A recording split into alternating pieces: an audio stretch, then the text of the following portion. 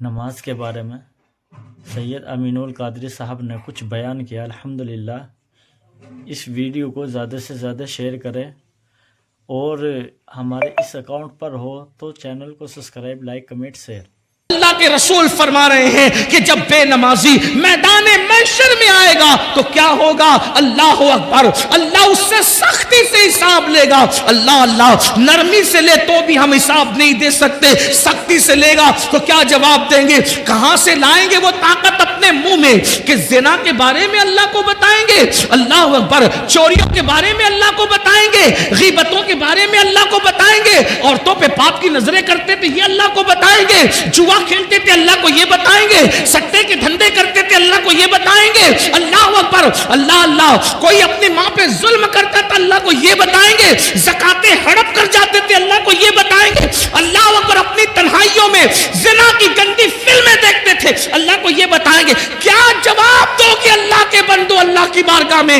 آقا فرماتے نماز چھوڑنے کی سزا یہ ہے کہ اللہ تم سے سختی سے حساب لے گا۔ کاش صرف 10 منٹ کا ٹائم نکال لیا ہوتا، 10 منٹ کا وقت نکال لیا ہوتا، کتنی بڑی بڑی مصیبتوں سے بچ جاتے، کتنی بڑی بڑی تکلیفوں سے بچ جاتے۔ اور اس کے بعد آقا فرماتے ہیں تیسری مصیبت میدان محشر میں یہ، اور یہاں 12 کا عدد پورا ہو جاتا ہے، 12 کا عدد مکمل ہوتا ہے۔ آقا ارشاد فرماتے ہیں بے نمازی کو اللہ جہنم میں داخل فرمائے۔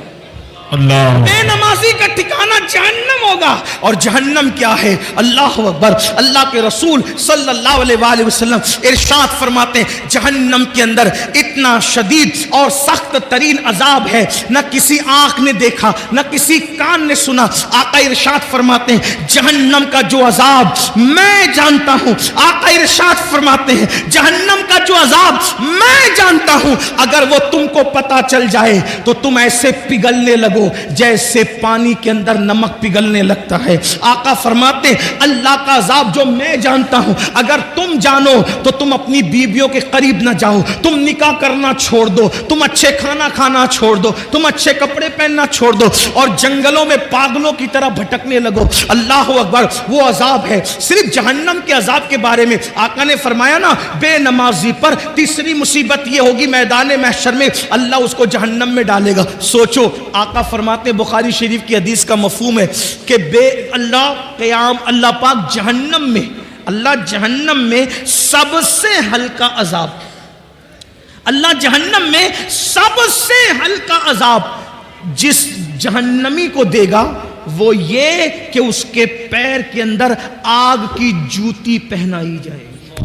اللہ اکبر، جہنم میں سب سے ہلکا کم عذاب، بالکل پہلے درجے کا عذاب، یہ کم عذاب، سب سے ہلکا کم ترین عذاب کہ پیروں میں آگ کی جوتیاں پہنائی جائے گی۔ حدیث پاک کا مفہوم ہے جب اس جہنمی کو جس کو سب سے ہلکے عذاب کے طور پر اس کے پیر میں آگ کی جوتی پہنائی جائے گی تو اس کے سر میں اس کا بھیجا ایسے کھولنے لگے گا جیسے چولہے پہ رکھی ہوئی ہانڈی کے اندر پانی کھولتا ہے، اور پانی کھولتا ہے اور اس کا بھیجا کھول کے اس کے پیروں پہ گرے گا۔ یہ سب سے ہلکا عذاب۔ ایک حدیث پاک ہے جب جہنم کو بیل کے ناک کے ایک سوراخ کی طرح، بیل کے ناک کے ایک سوراخ کی طرح مشرق میں کھولا جائے گا تو مغرب میں جتنے لوگ کھڑے ہوں گے ان کی ناک سے بھیجا بہ کر کے گرے گا، بہ کر کے گرے گا۔ جس کو پورا جہنم میں ڈالا جائے کیا حال ہوگا میرے بھائیوں؟ صرف 10 منٹ، صرف 10 منٹ، 10 منٹ کیا ہوتا ہے؟ اگر مجھے یقین ہوتا نا کہ میں ایک ایک کے پیر پکڑوں گا تو وہ نمازی بن جائیں گے، میں کوئی مبالغہ نہیں کرتا، میں تمہارے پیر پکڑ کے کہتا نمازی بن جاؤ، کیونکہ دنیا اور آخرت کی ساری مصیبتیں نماز چھوڑنے کی وجہ سے، گناہ پر دلیری نماز چھوڑنے کی وجہ سے۔ مسجدوں کو آباد کرو، بچے کو نمازی بنا دو، گھر میں نماز کا ماحول بناؤ۔ سالن میں نمک زیادہ ہونے پہ بیوی کو مارا ہے، کبھی نماز کے لیے ناراض بھی ہوئے بیوی سے؟ بچہ اسکول نہیں گیا تو اس کو مارتے ہو، بچہ نماز نہیں گیا تو کبھی اس کو مارا ہے؟ نماز کو اہمیت دو، اور اگر سن لو نماز نہیں پڑھو گے تو پھر سن لو سیدنا فاروق اعظم کو جب زخمی کیا گیا شہید کرنے کے لیے، پورے بدن سے خون رس رہا تھا، آپ نماز کی تیاری کر رہے تھے، لوگوں نے ہے اور آپ ابھی بھی نماز کی تیاری کر رہے ہیں. تو فاروق اعظم نے فرمایا لوگوں میں نے اللہ کے رسول سے یہ فرماتے ہوئے سنا کہ جس کی نماز نہیں اس کا دین نہیں. سبحان اللہ اللہ کے رسول علیہ السلام فاروق اعظم بیان کریں جس کی نماز نہیں اس کا دین نہیں. جس نے نماز چھوڑ دی اس کا دین میں کوئی حصہ نہیں. جس نے نماز چھوڑ دی اللہ نیکوں کی دعا سے اس کا حصہ ختم فرما دیتا ہے. سوچو کتنا بڑا نقصان ہے. صرف 10 منٹ کا وقت نہ نکالنے پر کب تک غفلت کرو گے, کب تک رنگریلیاں کرو گے, کب تک دنیا کی رنگریلیوں میں رہو گے, کب تک دنیا کی موج مستیوں میں رہو گے. آخر موت ہے موت. ایک دن روح کا رشتہ جسم سے ٹوٹ جائے گا, ایک دن روح کا رشتہ جسم سے ختم ہو جائے گا اور یہ وجود بے جان ہو کر ایک دن قبر میں اکیلا پڑا رہے گا. مگر یاد رکھنا میرے بھائیوں کوئی کام نہیں آئے گا, نہ ماں نہ باپ نہ بیوی نہ بچے. عمل کرو عمل. اللہ کے رسول علیہ السلام نے اپنے خاندان کے لوگوں سے کہا تھا اے بنو ہاشم عمل کرنا عمل, اس لیے کہ جس کو نسب نے پیچھے کر دیا جس کو عمل نے پیچھے کر دیا اس کو نسب آگے نہیں کر سکتا. آقا نے فرمایا جس کو عمل نے پیچھے کر دیا اس کو نسب آگے نہیں کر سکتا. ایسا نہ ہو کہ لوگ عمل لائیں اور تم صرف نسب لے کر آؤ. اللہ اللہ. بنو ہاشم نے پھر حضور کی بات پر اتنا عمل کیا کہ ہر دور میں سب سے زیادہ اگر بعمل کوئی دیکھا گیا تو نبی کا گھرانہ دیکھا گیا. سیدہ فاطمہ الزہرا کو دیکھو, سیدہ فاطمہ الزہرا کو دیکھو, نبی کی سگی شہزادی ہے. لوگ سوتے ہیں, فاطمہ الزہرا ایک ایک سجدے میں پوری رات گزار دیتی ہے. پھر اس کے بعد آپ دیکھو اما عائشہ صدیقہ رسول اللہ کی پیاری زوجہ ہے. اللہ اللہ جب راتوں کو عبادت کے لیے کھڑی ہوتی تو جہنم کے عذاب کو یاد کر کے اتنا روتی کہ صبح کو آپ کا دوپٹہ ایسے نچوڑا جاتا جیسے دھو کر پانی نچوڑتے ہیں, ویسے اما عائشہ کے آنسو نچوڑے جاتے. اتنا روتی تھی رسول اللہ کی پیاری زوجہ ہے. اس کے بعد امام حسن کو دیکھ لیں, امام حسین کو دیکھ لیں, مولا علی کو دیکھ لیں, غوث پاک کو دیکھیں. پھر 40 سال تک عشاء کے وضو سے فجر پڑھنے والی ذات نبی کے خاندان میں ملے گی. سرکار غوث اعظم 40 سال تک معمول رہا عشاء کے وضو سے اپنے فجر کی نماز پڑھی, پوری رات عبادت کرتی. سرکار غریب نواز 97 سال کی عمر پائی. اول کے 27 سال دن کو بھی کبھی سو لیتے تھے, کبھی رات کو بھی سو لیتے تھے. آخری کے 70 سال نہ دن کو سوئے نہ رات کو سوئے. بابا کتب کہتے ہیں ہم نے غریب نواز کو کبھی سوتے نہیں دیکھا, ہمیشہ عبادت میں دیکھا. یہ وہ لوگ ہیں جن پر مسلمان ناز کرتے, جن پر اہل اسلام ناز کرتے, ان کی عبادتیں یہ اور اپنے اعمال دیکھو. ہم گھمنڈ میں, ہم تکبر میں کہ ہم جنت میں جائیں گے. مجمع الزوائد کی روایت ہے اللہ کے رسول علیہ السلام نے فرمایا جو اپنے آپ کو قطعی اور یقینی جنتی کہے میں محمد اعلان کرتا ہوں کہ وہ جہنم میں جائے گا. سبحان اللہ, صلی اللہ علیہ وسلم. نعرہ تکبیر, نعرہ رسالت. علماء اہل سنت بہاری طیبہ کانفرنس جشن دستار بندی علامہ سید امین القادری صاحب کے بلا.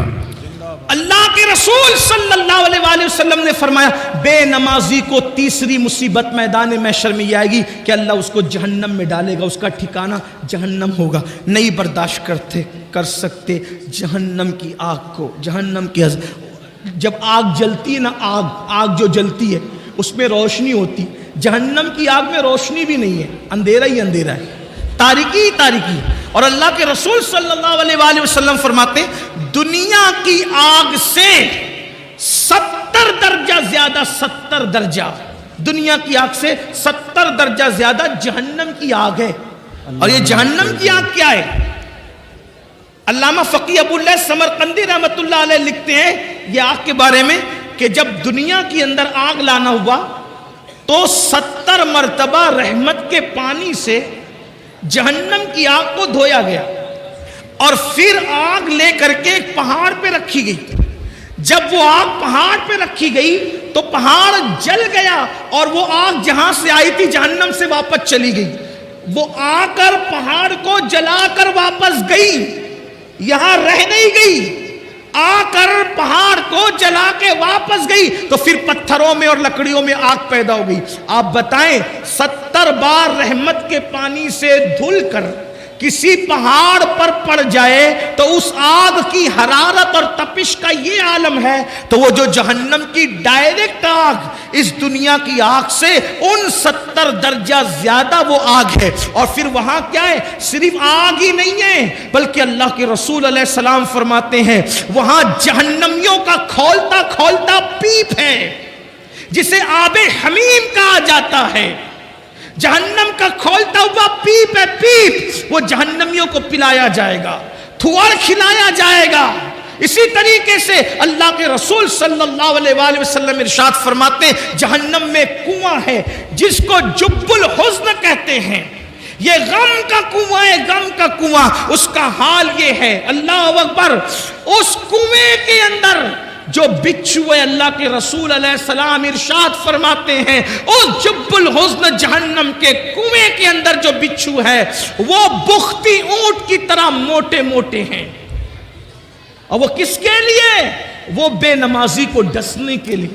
صرف 10 منٹ کا ٹائم، آخری بات سمیٹ، میں اتنی لمبی تقریر نہیں کرتا، لیکن قاری یامین صاحب آ کر کے ہر 5 منٹ پہ بڑھاتے جا رہے ہیں تقریر کو۔ اس کی وجہ میں بتا دوں کہ قبلہ امیر سنی دعوت اسلامی آنے میں کچھ لیٹ ہو گئے، لیکن وہ اب امروہہ آ چکے ہیں، بس وہ جیسے ہی آئیں گے میری بات مکمل۔ آخری بات سن لیں، آخری بات، اگر اپنے بچوں کی دنیا اور آخرت کا بھلا چاہتے ہو، مسجدیں بھرو، نمازی بنو، نماز کی پابندی کرو، اور اس کے لیے کوئی مشکل نہیں، توجہ آپ کی، کوئی مشکل نہیں، آپ تہیہ کر لو، طے کر لو، آپ تہیہ کر لو، طے کر لو، میں نے نمازی بننا ہے۔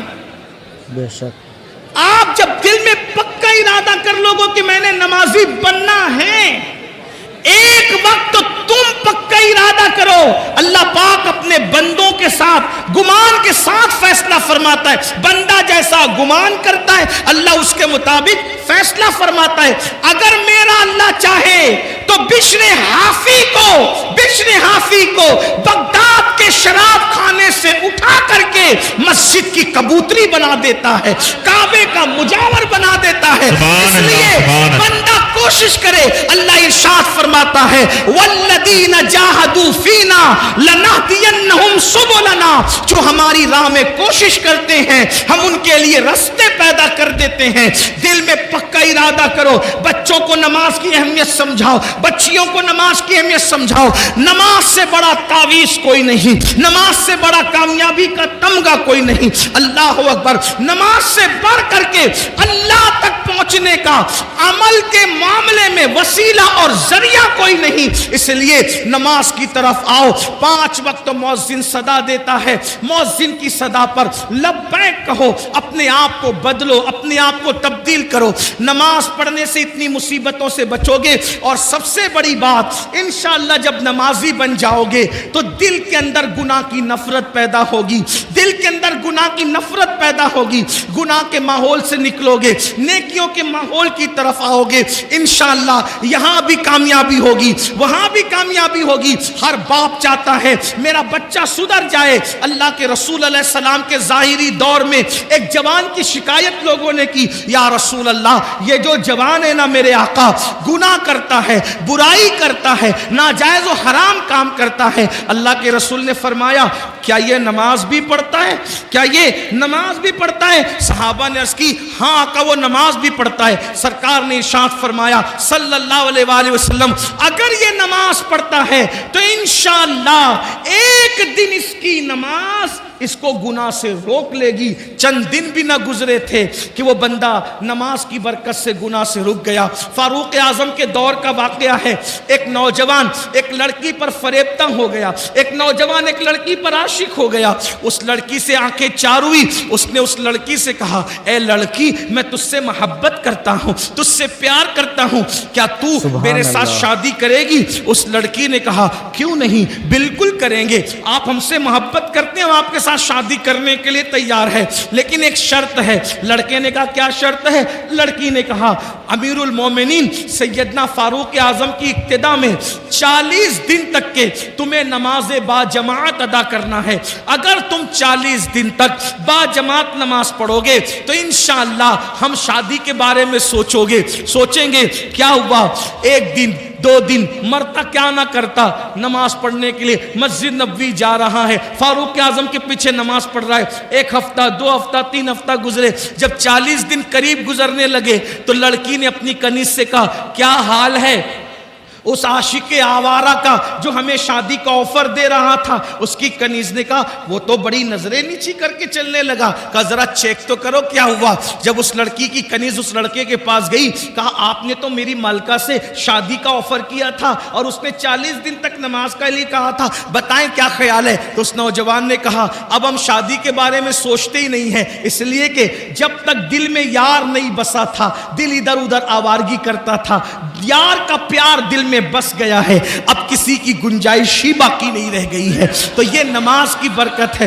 قرآن کہتا ہے ان الصلاۃ تنہا عن الفحشاء والمنکر، بے شک نماز ہر برائی سے ہر بے حیائی سے روک لیتی ہے۔ اپنے بچوں کو سدھارنے والوں، بچے تعویذ سے نہیں سدھریں گے۔ اپنے بچوں کو سدھارنے والوں، بچے مار پیٹ سے نہیں سدھریں گے۔ اپنے بچوں کو سدھارنے کا خواب دیکھنے والوں، گالی گلوچ سے بچے نہیں سدھریں گے۔